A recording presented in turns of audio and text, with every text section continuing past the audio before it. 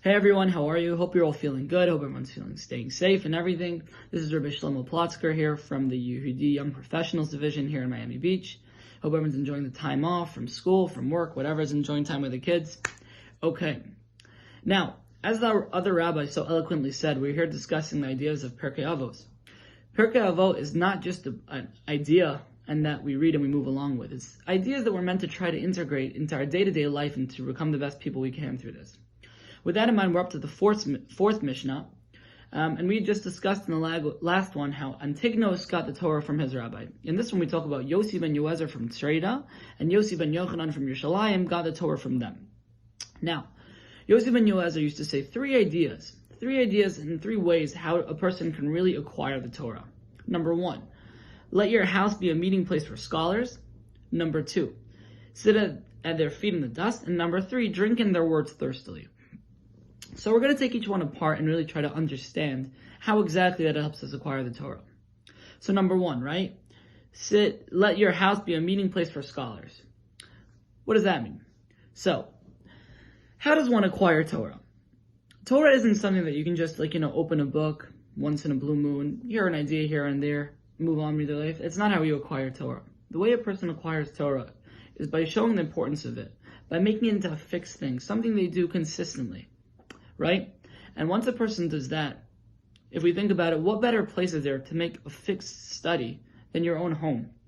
You can invite your like-minded friends over to join you. You can invite a scholar to teach, whatever it is. But the idea is that you're really, really showing such value and importance to something that your children, your grandchildren are going to be seeing in your house. Oh, where's daddy going now? He's going to learn Torah. That's something that really, really shows the importance of it all.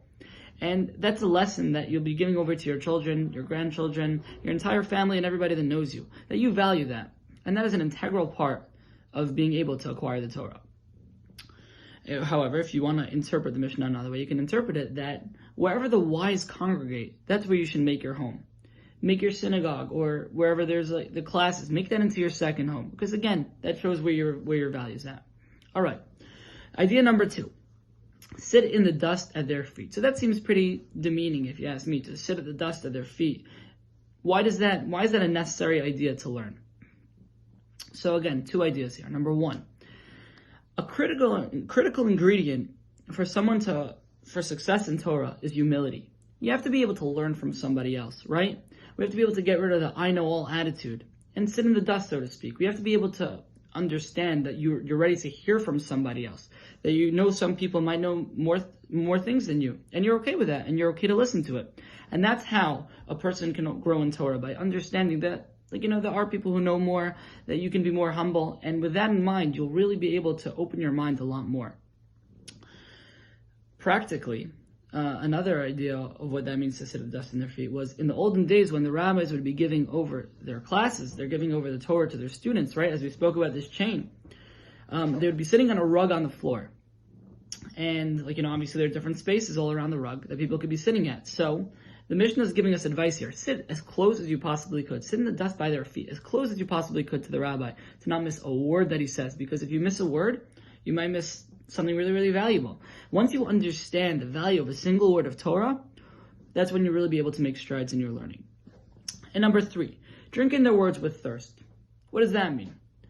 So the third ingredient to becoming successful in Torah is the desire to learn. You need to have a thirst for Torah. You need to understand the value of it and really, really want to learn. And once you do that, here's where it gets interesting. Usually what happens when someone drinks something, you become satiated and full. Not so with Torah. The more a person drinks, the more thirstier he gets. The more you know, the more you realize that there is more things to know and the more you want to know. And listen, may we take these lessons to heart and these three critical ingredients to becoming successful in Torah. Thank you all for listening. Stay safe, guys, and hope to see you all soon. All the best.